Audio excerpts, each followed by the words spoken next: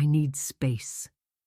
3 little words that detonated 22 years of marriage on a Tuesday night at La Stella, the Italian place we'd always called ours. Not, "I'm unhappy," or "we need to talk," but the classic coward's opening line for abandonment served up somewhere between the veal saltimbocca and the dessert menu.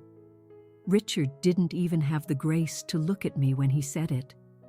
His eyes were glued to the trail of condensation on his glass of water, as if that held more significance than the woman who had poured 2 decades of her existence into his. But I'm getting ahead of the story. The real start was 3 weeks before that, inside a sterile-feeling exam room with pale green walls and posters of majestic mountains with words like perseverance that felt, in that moment, like a cruel joke. "Mrs. Vance, you have stage 2 breast cancer." Dr. Evans' voice was kind but direct, her gaze compassionate behind her simple glasses. "The good news is, we found it at a relatively early stage. With surgery and a course of radiation, the prognosis is very favorable. Before we continue, I want to take a moment to thank you for joining Eleanor on her path from profound betrayal to self-made empowerment. If stories about resilience and the quiet strength that emerges when life throws its most brutal punches resonate with you, think about subscribing. It's entirely free, and it's a way to connect with a community that knows the picture-perfect life is often just an illusion. Now let's see how 22 years of a shared life can be shattered in a single moment, and how justice sometimes finds the most unexpected path. I remember just nodding, a mechanical doll asking all the socially acceptable questions, setting up follow-up appointments, going through the motions of a person in control while my spirit was floating somewhere near the ceiling, looking down at this strange scene. 49. The number felt like a foreign word in my mouth, a piece of gravel I couldn't spit out. The timing was, to put it mildly, atrocious. Richard had been made senior partner at his law firm just a few months before. The promotion brought with it a crushing schedule, immense pressure, and a whole new level of social expectations. I had spent weeks being his cheerleader, assuring him I could manage everything on the home front. The endless charity dinners, the hosting of junior partners, all the invisible labor that oiled the gears of his ascent. And now this.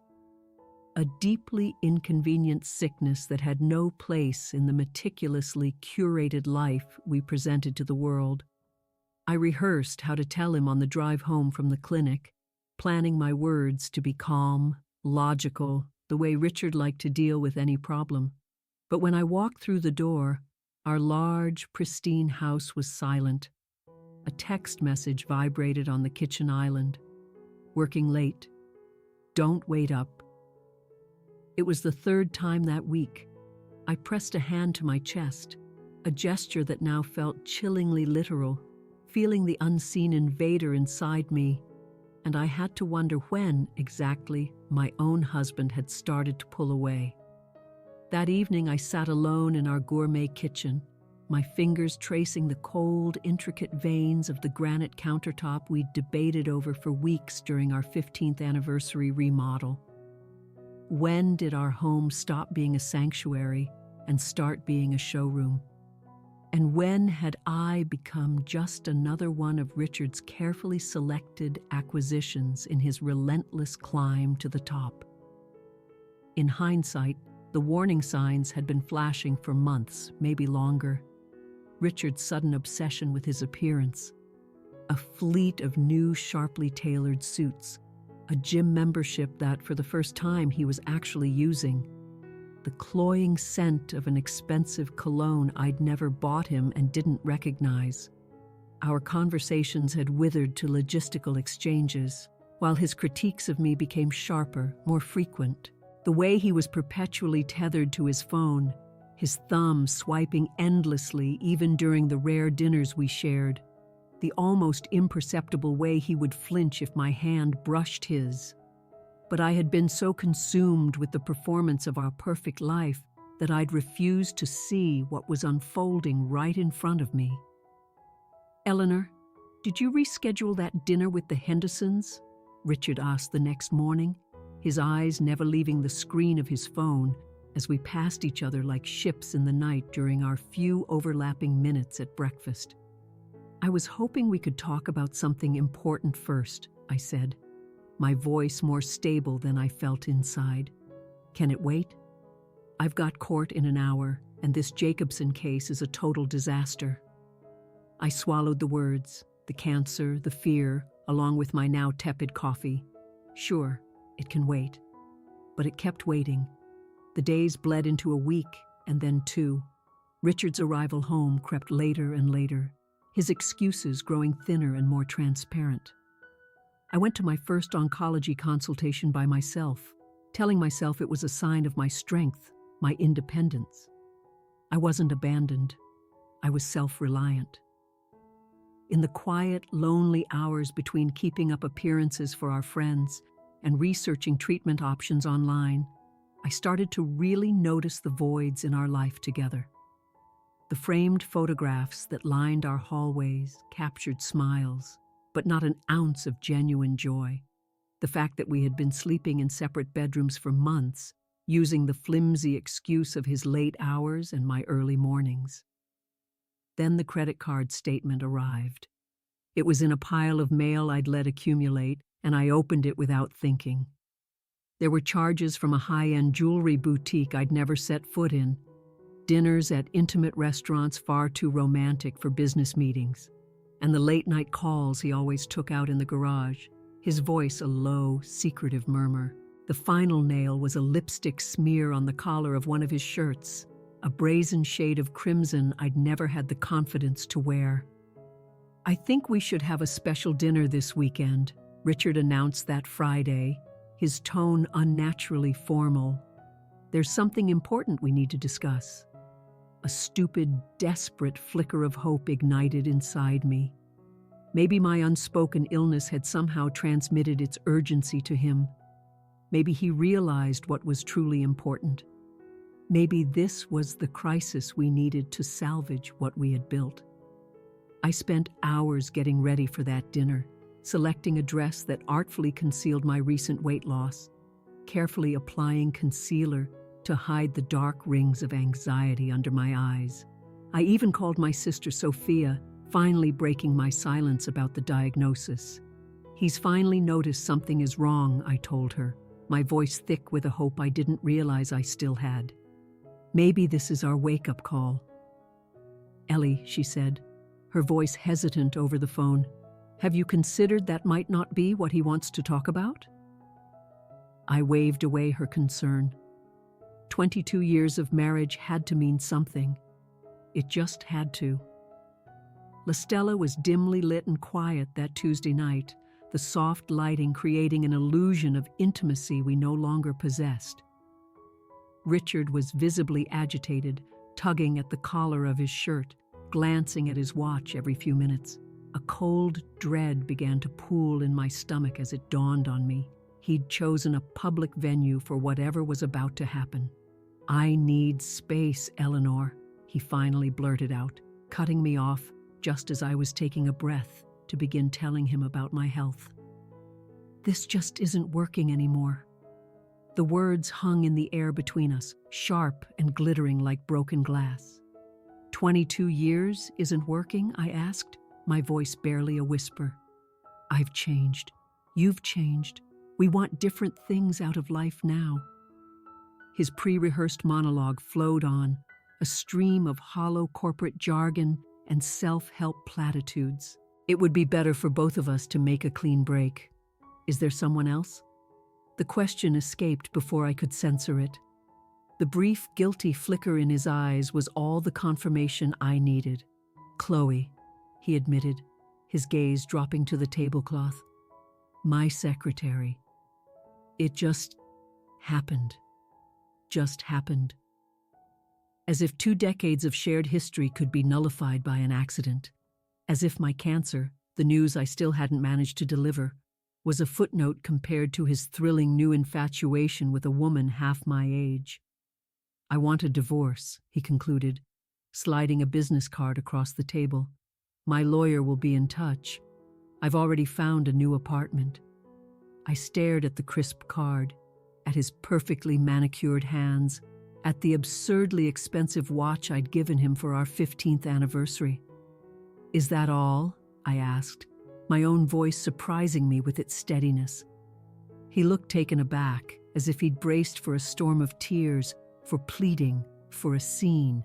"Yes," he said, cautious, "I suppose it is." I gave a single sharp nod, folded my linen napkin beside my untouched plate, and walked out of La Stella with my dignity intact and my heart shattered into a million pieces. The cancer would have to wait. I had a divorce to survive first. The thick manila envelope showed up exactly 7 days after the disaster at La Stella.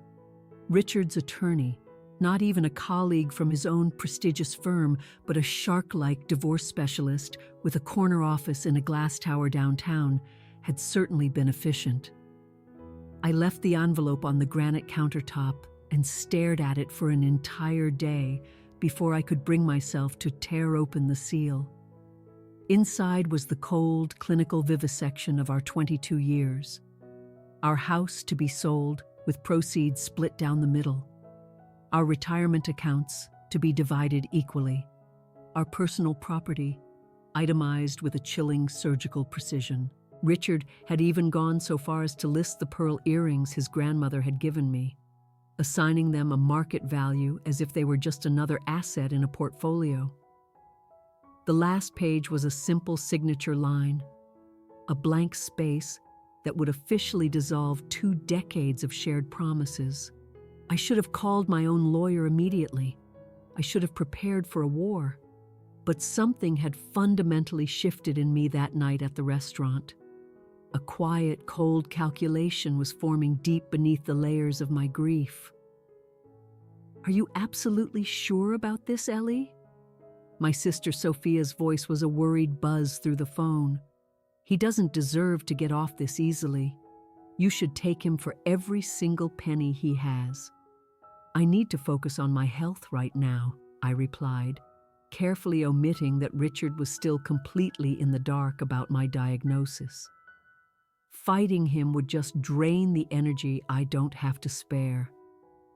What I didn't tell Sophia was that my surrender wasn't a sign of weakness. It was a strategy. Every single instinct I possessed was screaming at me to wait, to be still, to let Richard believe he had won.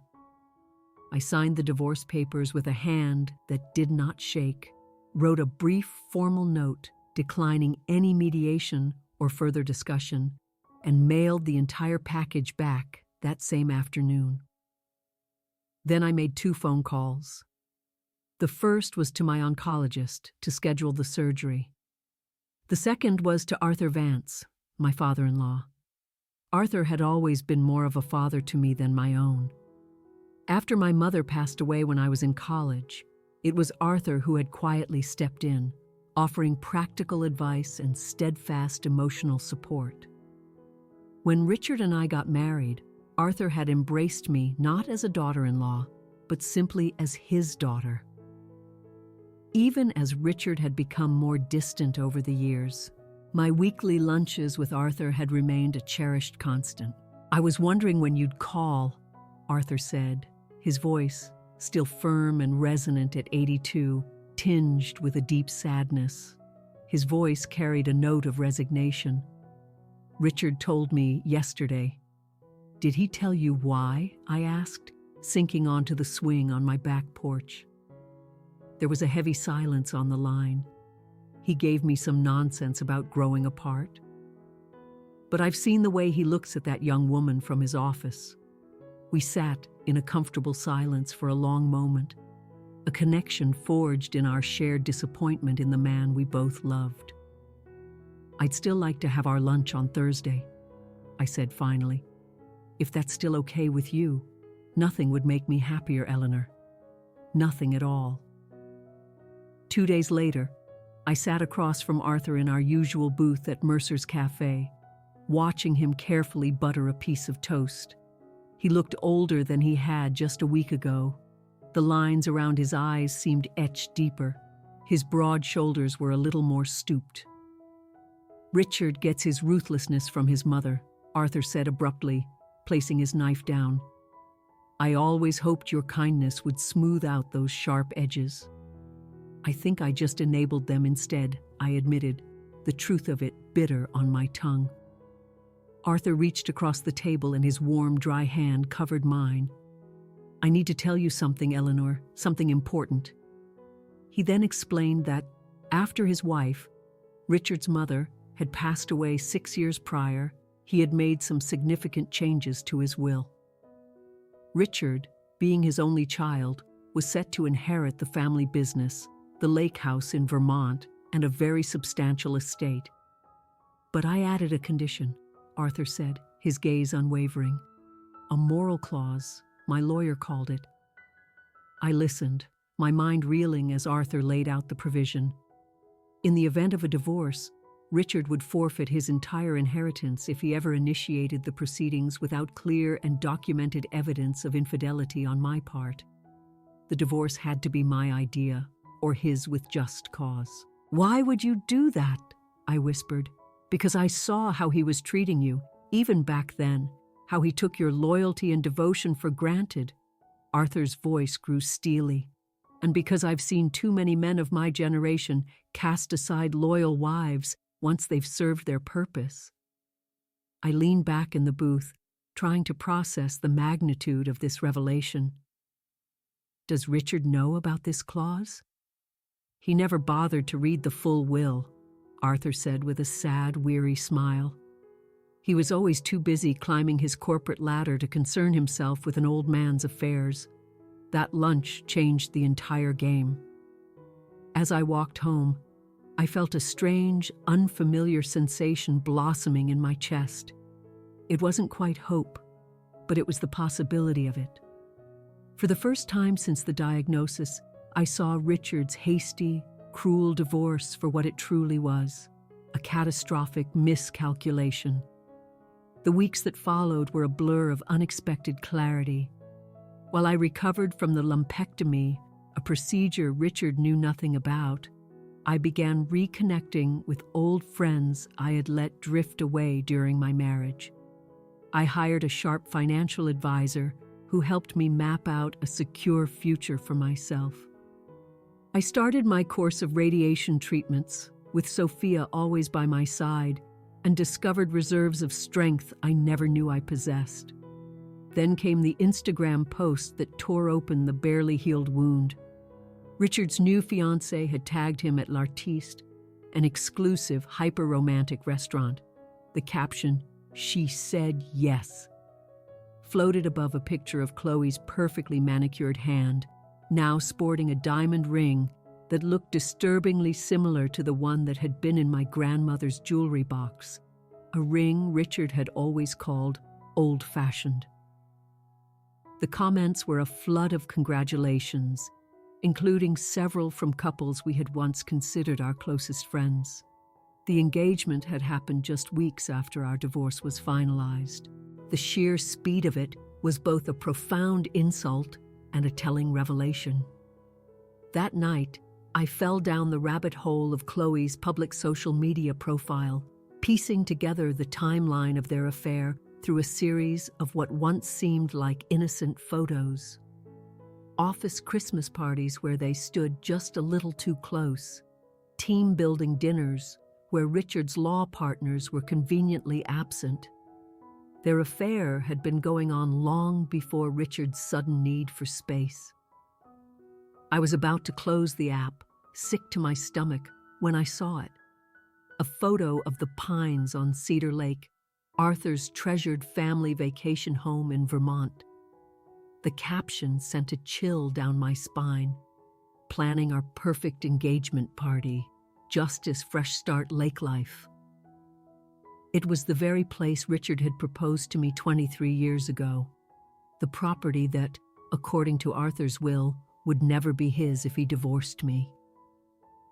I set my phone down and walked to the living room window. looking out at the quiet, tree-lined street where I had spent half my life. The quiet strength I had been carefully nurturing over the past weeks began to crystallize into something harder, more defined. Purpose. Richard thought he had simply walked away with his freedom and his future perfectly intact. He had no idea that his own father had predicted this very betrayal, or that I now held the key that could dismantle his carefully constructed new reality. I picked up my phone again and opened my calendar. The engagement party was in 3 weeks, just enough time to plan my own special appearance at the Pines and deliver the news that would shatter Richard's perfect illusion, just as he had so casually shattered mine. 3 weeks isn't a lot of time to prepare for a battle that would redefine your future. The radiation treatments left a deep, persistent fatigue in my bones. But each session felt like I was reclaiming my body, not just from the cancer, but from the shadow of my failed marriage. The radiation technicians became my unlikely cheerleaders, their bright calls of, "Just 3 more to go, Mrs. Vance," counting down to more than just the end of treatment. It was a countdown to my own reinvention. "You don't have to keep using his name, you know," Sophia pointed out one afternoon, her eyes on the road as she drove me home from the hospital. "You were Eleanor Sinclair for 27 years before you became Eleanor Vance." The thought landed with an unexpected, liberating force. I had been so fixated on everything Richard had taken from me that I hadn't considered what I could take back for myself. "Sinclair," I said quietly, testing the shape of it on my tongue. "Eleanor Sinclair." The very next day I went to the county courthouse and filled out the official paperwork to restore my maiden name. The clerk who processed my application, a woman in her 60s with shrewd, kind eyes and a no-nonsense air, peered at me over the top of her reading glasses. "Divorce?" she asked, her tone blunt but not unkind. "Recently," I admitted. She nodded, then stamped my form with a satisfying percussive thud. "Processed mine 30 years ago. Best decision I ever made." She slid the approved paperwork back across the counter with a small conspiratorial smile. "Welcome back to yourself, Miss Sinclair." That one small act of reclamation ignited a series of others. I made a call to my old law firm, the one I had left when Richard's career path demanded we relocate. I arranged to have coffee with my former mentor, Beatrice Rowe. At 75, Beatrice had shattered countless glass ceilings in the legal world and showed no signs of slowing down. "So, he left you for his secretary? How breathtakingly original," she snorted after I laid out the whole sorry story. The familiar sting of her acerbic wit felt like a comforting balm. "And what's the plan now, Ellie? Besides making him regret the day he was born?" I hesitated for a moment. Then I told her everything. The cancer diagnosis, Arthur's will, the upcoming engagement party at the Pines. Beatrice listened intently, her sharp eyes narrowing not with sympathy, but with strategy. "You need documentation," she stated flatly when I finished. "That clause in the will is a nuclear option, but it's only powerful if you can prove it exists, and that Arthur was of sound mind when he had it added." "Arthur gave me a copy," I said, "but I haven't told Richard it exists yet." "And you won't," Beatrice declared, already pulling out her phone. "Not until the moment of maximum impact." She made a quick, decisive call, then gave me a sharp smile. "My top estate law colleague will meet us at my office in 20 minutes. We're going to make sure this thing is ironclad." As my small circle of allies grew, so did my own internal strength. After my final radiation session, my oncologist declared my prognosis excellent. My financial advisor helped me find and secure a beautiful apartment of my own and mapped out an investment strategy. Even my neighbor Daniel, a quiet widower who had always been more Richard's friend than mine, stopped me in the driveway one afternoon, a container of homemade soup in his hands and an apology in his eyes.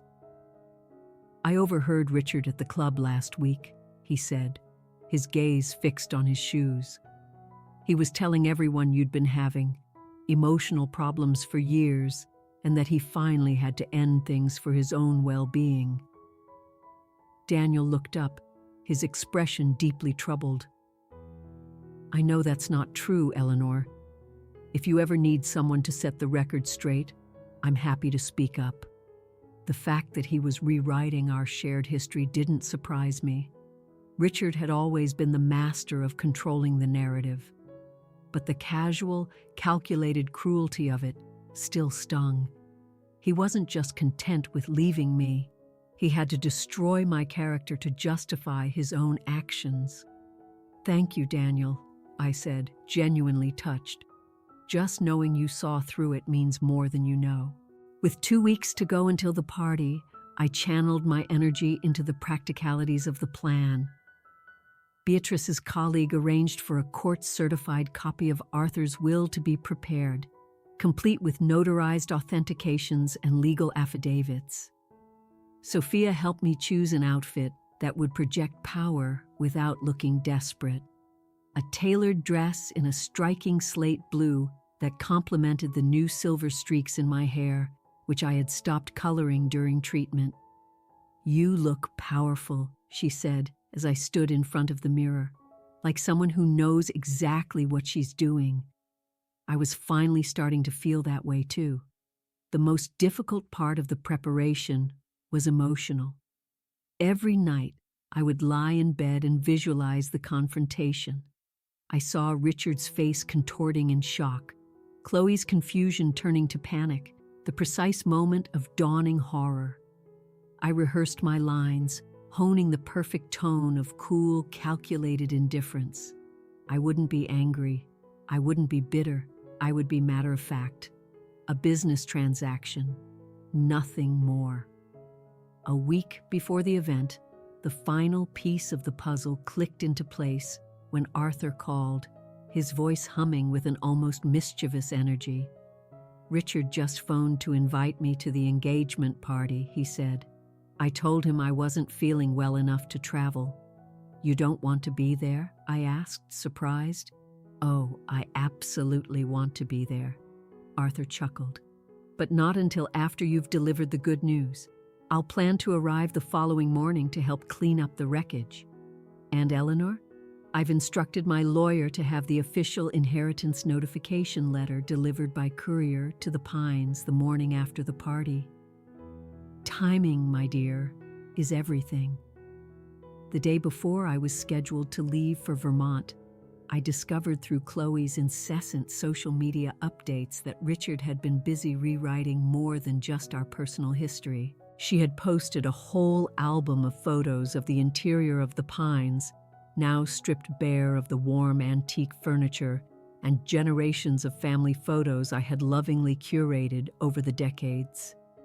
In their place were stark, modern pieces that looked like they belonged in a hotel lobby. All traces of the Vance family heritage had been systematically erased, replaced by the sterile aesthetic of a luxury rental. "Creating our dream space, new beginnings," the caption read. That cottage had been my refuge. I had spent countless weekends there, tending to the heirloom rose garden Arthur's mother had planted, befriending the local shopkeepers. Now it was being hollowed out and turned into a vapid showcase for Richard's new life, with no regard for anything or anyone that came before.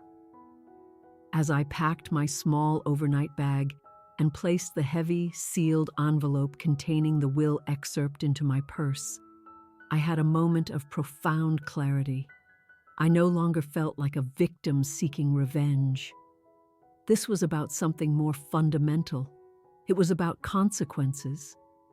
Richard had discarded our vows, our history, and me, assuming I would simply crumble and fade away.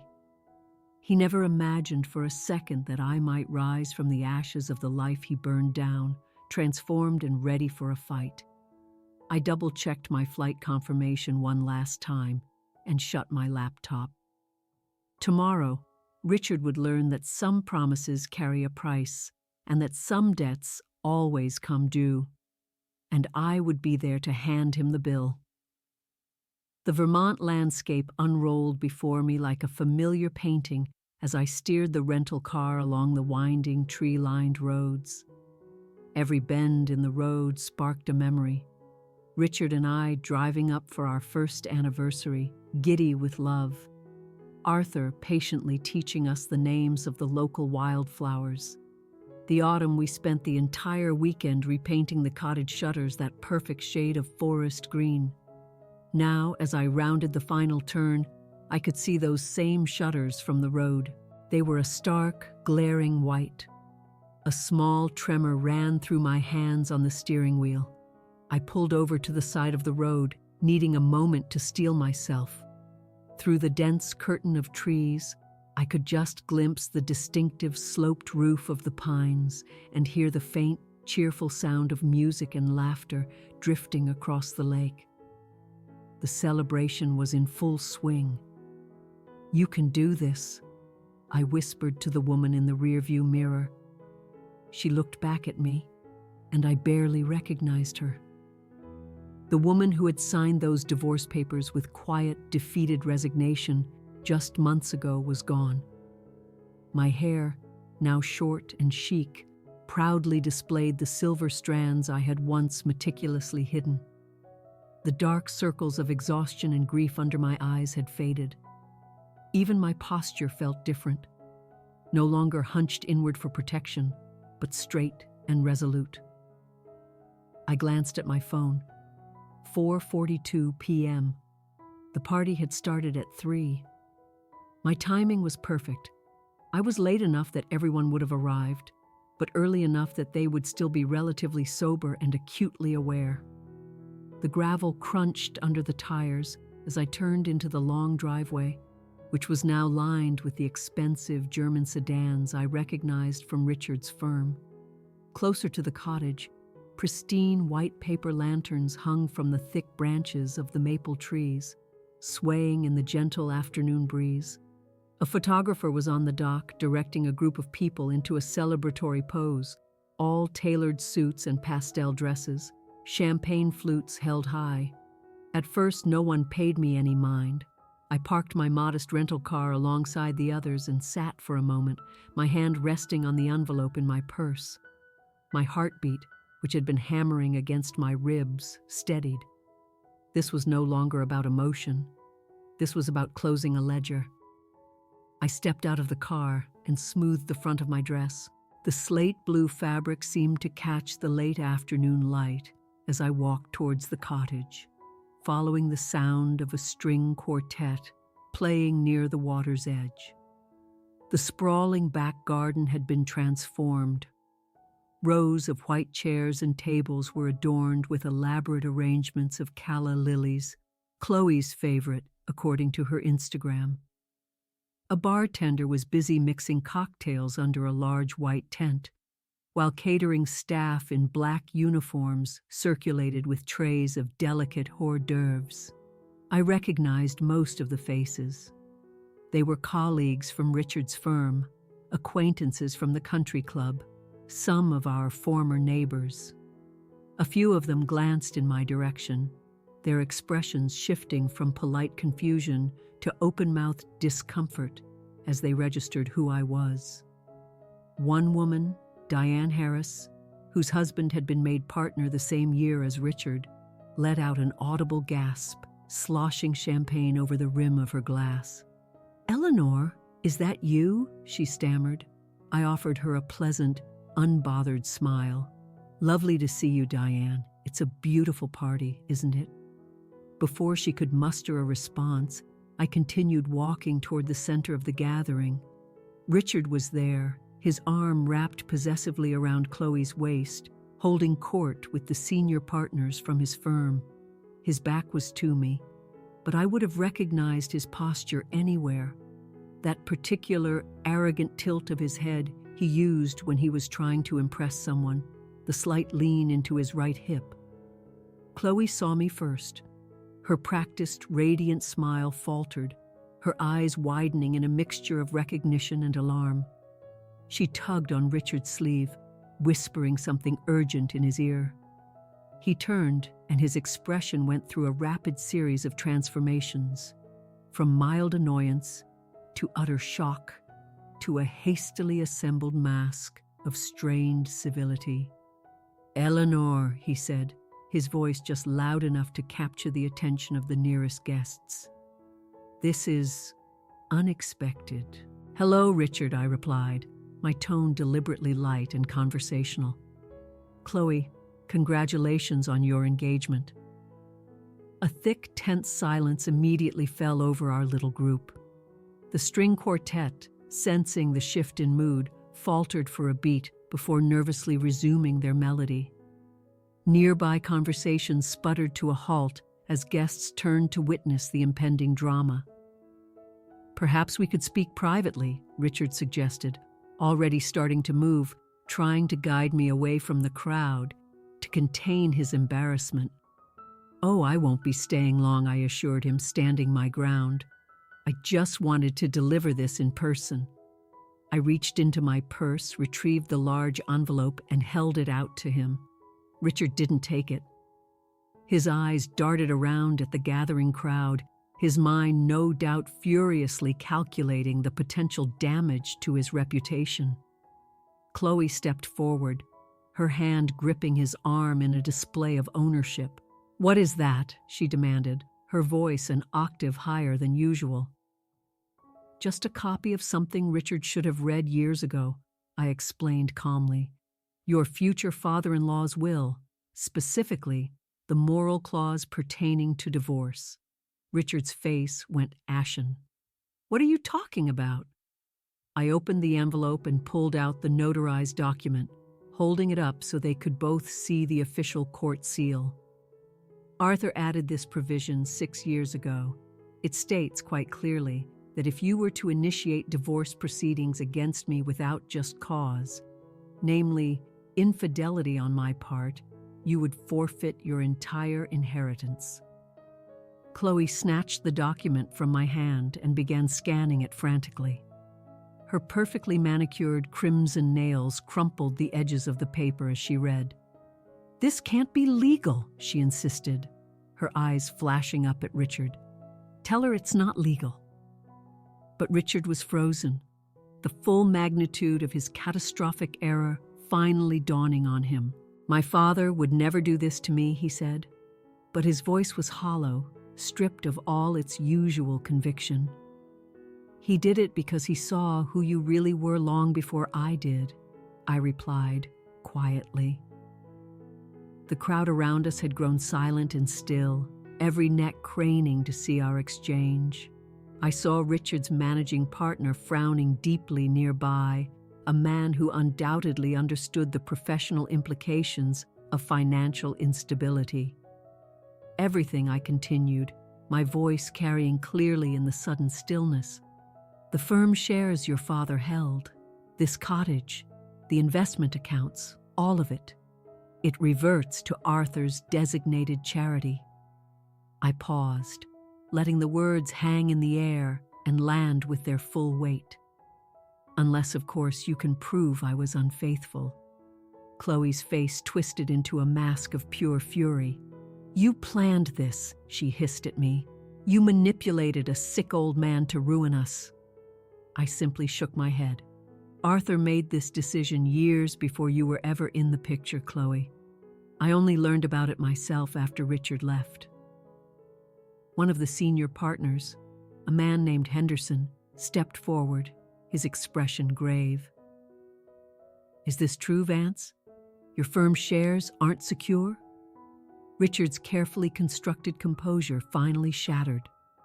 "It's a misunderstanding," he insisted, his hand reaching for the document as if he could will its contents away. "There must be a loophole, an exception." "The official notification from Arthur's attorney will be delivered here tomorrow morning," I said, calmly retrieving the paper from Chloe's trembling fingers. "I just thought you deserved a bit of a heads up."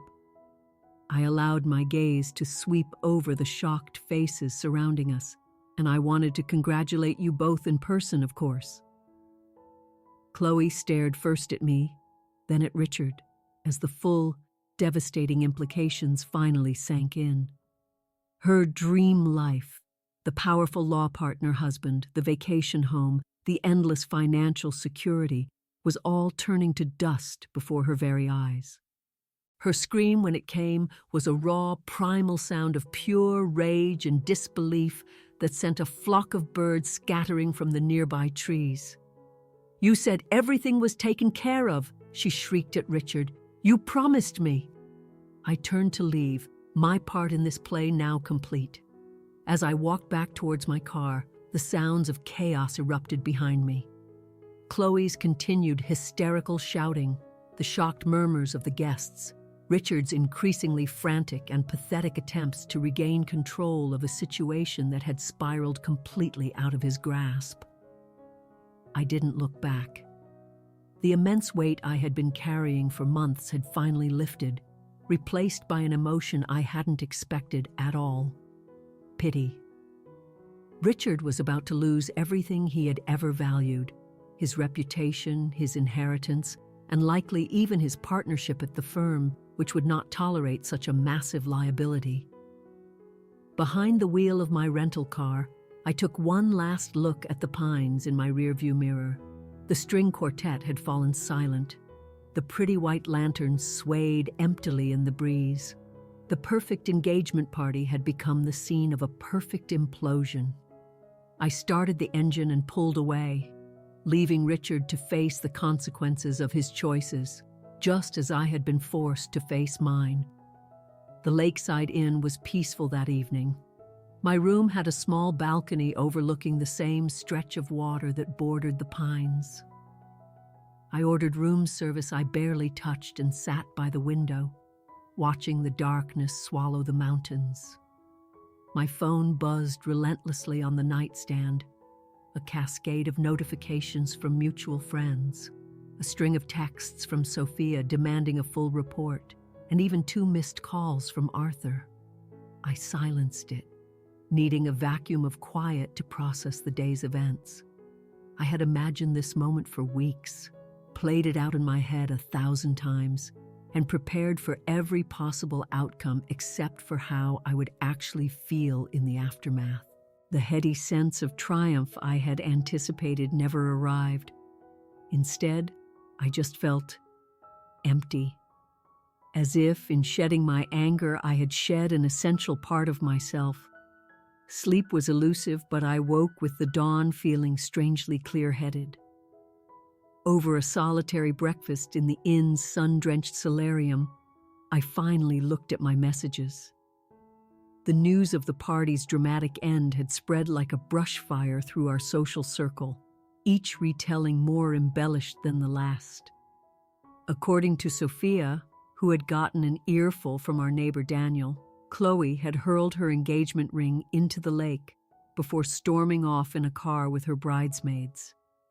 Richard had apparently gotten spectacularly drunk after most of the guests fled, ranting about betrayal and conspiracies to anyone who would listen. Arthur's voicemail was far more succinct. "I've arrived at the cottage," he said, his voice grim. "Richard is here. He looks devastated. My lawyer's courier delivered the official notice an hour ago. Call me when you can." I took the long way back to Boston, deliberately stopping at scenic overlooks, breathing in mountain air that tasted of freedom and new possibilities. It wasn't until I was on the outskirts of the city that my phone rang again. Richard's name flashed on the screen. For a heartbeat, I considered letting it go to voicemail, but some instinct told me this was a conversation I needed to have. "Eleanor," his voice was rough, almost unrecognizable. "We need to talk." "I'm listening," I said, pulling into a quiet rest area. "Not over the phone, in person." He paused. "Please, We met the following evening at a nondescript cafe halfway between his new, downsized apartment and my own. Richard was already there, hunched over a table in a dark corner. He looked terrible. The crisp, polished veneer was gone, replaced by a rumpled shirt and the dark stubble of several missed shaves. When he saw me, he stood up awkwardly, his hands hovering in the space between us, unsure of the protocol. "Thank you for coming," he said as I sat down. "What did you want to discuss?"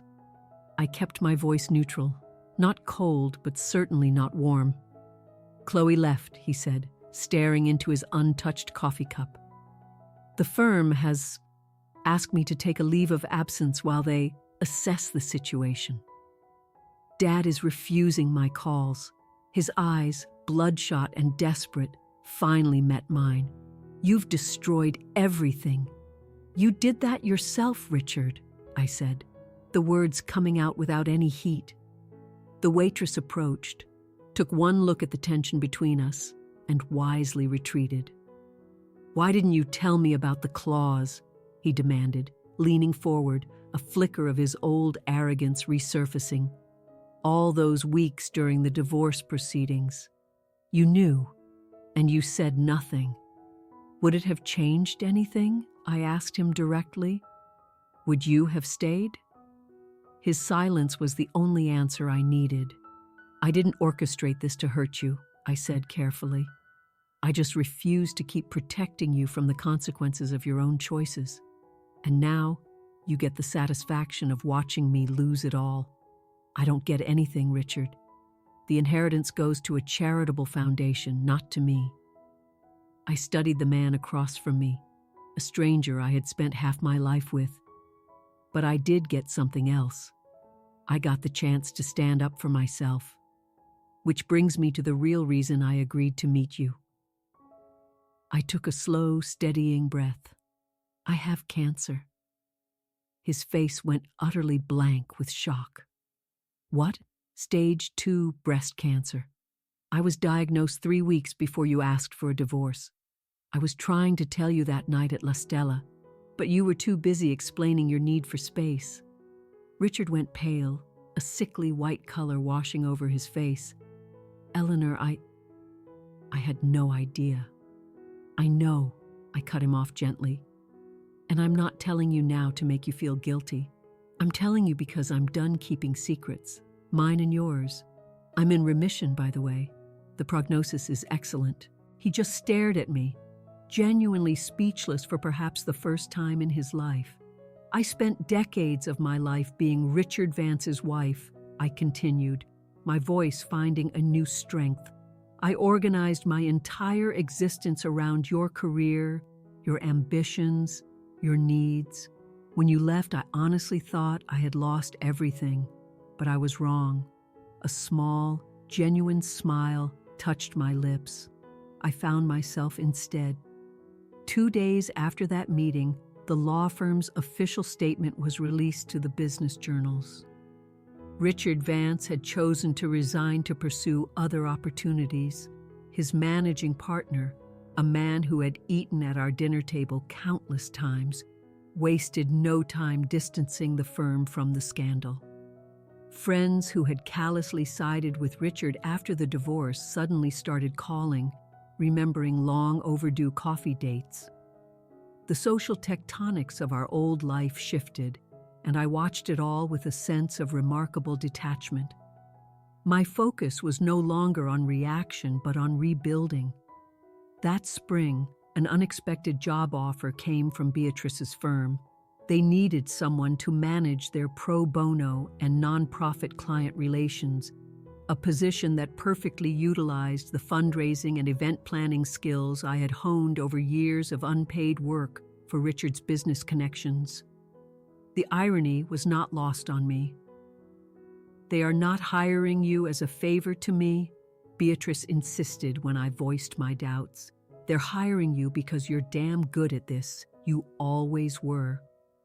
6 months after the confrontation at the Pines, a letter from Arthur arrived. He had decided to sell the cottage, its memories now too painful and complicated. Taped to the letter was a small, old-fashioned key. "The garden shed still has your grandmother's antique gardening tools," he wrote. "I thought you might want them. They should belong to someone who appreciates making things grow." I drove up the following weekend, half expecting to see Richard there, but the cottage was empty and silent. The new stark white shutters were already beginning to peel in the harsh mountain air. Inside the dusty garden shed, I found not only my grandmother's beloved tools, but also a stack of photo albums I had painstakingly assembled over the years. Family holidays, birthdays, quiet moments, all of which Arthur had carefully saved for me. As I was loading them into my car, a familiar vehicle pulled into the driveway. Richard stepped out. He looked healthier than he had at the cafe, though noticeably less polished in simple jeans and a sweater. "Dad told me you'd be here," he said. "I wanted to return something." He handed me a small velvet box. Inside were my mother's earrings, heirlooms I had thought were lost forever in the messy settlement. "I should have given these back to you months ago," he said, his eyes on the ground. "I was too angry then." "And now?" I asked. He looked out toward the lake, then back at me. "Now, I'm just trying to rebuild. One day at a time." I got a new job at a smaller firm in Providence, smaller apartment, smaller life. He gave a small, rueful smile. "It's not what I had planned, but maybe it's what I needed." We walked down to the dock together and sat side by side, just as we had 1,000 times before, watching the afternoon light dance on the surface of the water. "You know what's strange?" I said after a long, comfortable silence. "I don't regret any of it anymore. Not even the end." Robert nodded slowly.